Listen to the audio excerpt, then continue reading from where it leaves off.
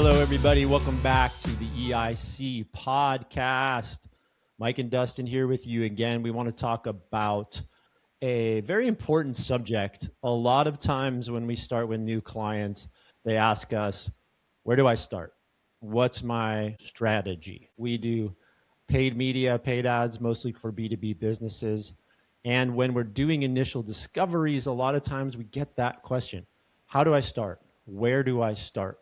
And we have a philosophy here that we want to go over in this podcast that namely has to do with search and intent leading at the top of the funnel. So we're going to get into that a little bit.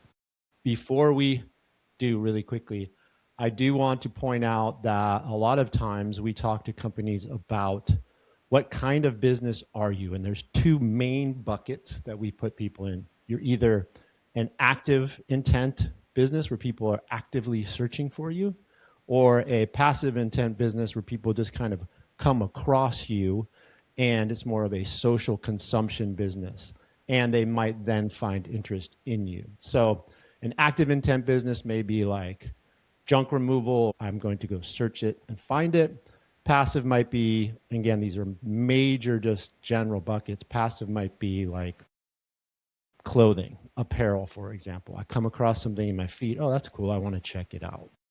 However, there's always people searching for related or your exact interest area. So there's always that intent at the top of the funnel that we lead with. So we want to talk about that, essentially search leading in this strategy.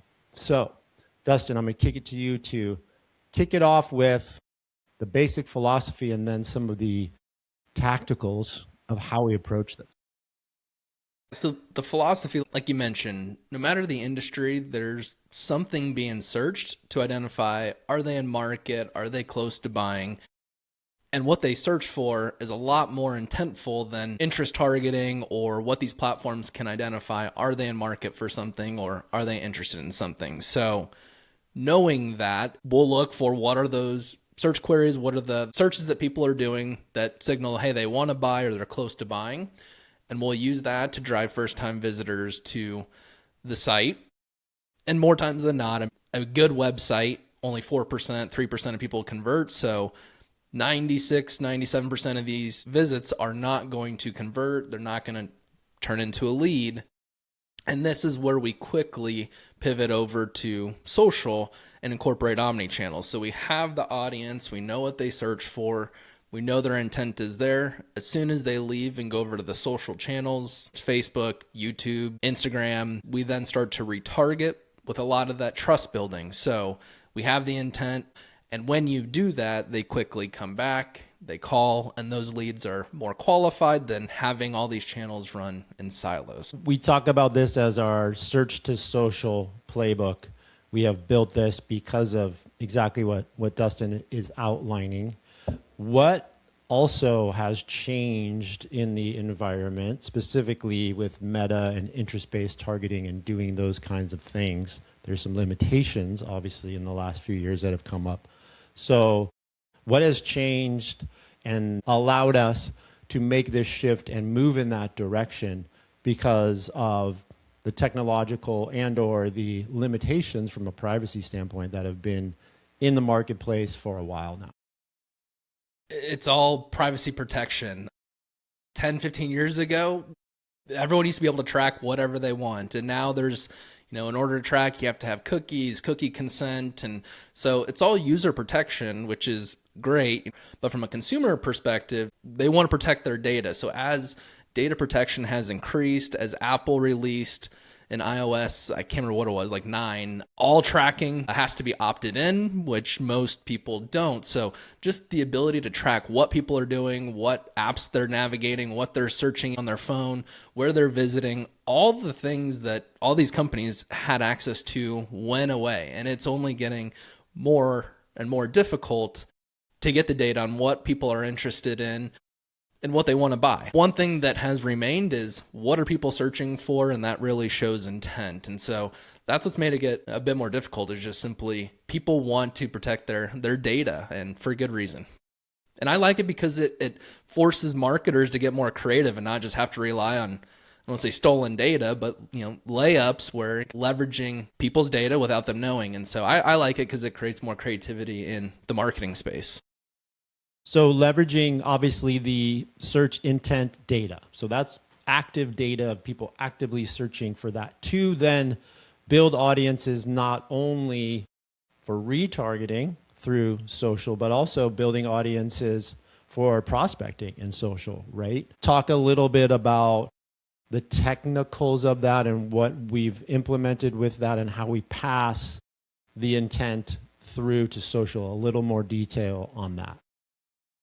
Yep. So the technical setup is you have to have tracking and audience building in sync. And what I mean by that is it's all built on UTMs. In Google, Bing, whatever we're using search intent for, we'll dynamically have what campaign, what keyword someone searched for, what they matched to, what our keyword was, what their search query was. We're doing a lot of dynamic UTMs that when they get to the site, it all tracks into Google Analytics and page views. On the meta side of things, you set up audiences that align with whatever search queries, whatever keywords you're going after. So you have to align what is your strategy on search, what are people getting to the site for, and then really the audience building page contains XYZ. So it is lining up what are we going after, what are people getting the site for, and how are we building our audiences that are large enough to get enough people to serve, but tight enough that we know exactly what they're searching for and can continue that conversation for that product or service that they search for. We're getting very specifically into the search intent piece of this, but then the middle of the funnel is generally and basically the same strategy, correct? Correct. We have a client that they'll run campaigns for 2 different products. We'll have UTMs for those campaigns. As traffic gets in from those 2 campaigns, they might be polar opposite products, but we know who came in on which product. We'll then start the retargeting on Meta, YouTube, all the other channels where CPMs and reach are cheap and we can get trust building communications in front of them inexpensively. But after they leave, that's where we'll have social, YouTube come in and have testimonials, reviews on the products, who this product is for, and really that middle of the funnel that builds the trust. It gets the consumer more familiar with what the product or service is, really gives them the reason to buy. Now that we know they want to buy, let's leverage the channels where it's more visual, we can communicate more, and impressions are much cheaper to really persuade them or get them the confidence to get to that bottom part and make that transaction. So you have the intent and you have the initial spark of the conversation, if you will, through search. And then you can continue to have the conversation on these other channels more effectively, most specifically with social platforms. So TikTok, Meta, obviously Meta includes Instagram. You can have a more thorough, in-depth conversation and find out from there who's interested, who's not interested, serve them the next message from there. So the main takeaways here, and I'll let you summarize it, but let search do the heavy lifting to find your audience.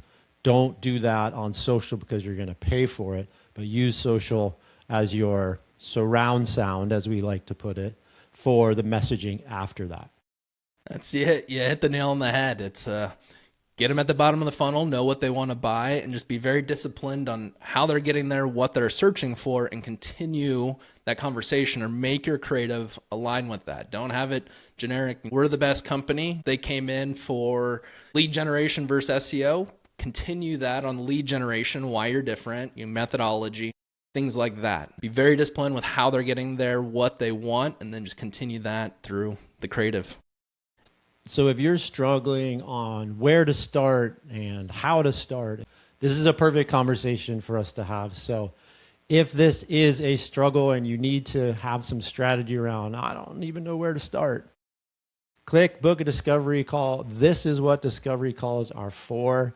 Again, it is a discovery call. We're not going to try to sell you on something in this call. We want to dig into your business and how you're doing and what you're doing and where can we help most specifically. So if you don't know where to start and we can help there and we can outline this strategy for you, we would love to. So again, click book a discovery call. That will get you time with me and we'll get into this. So we appreciate the time. Thanks for listening. We will catch you next time on the EIC podcast.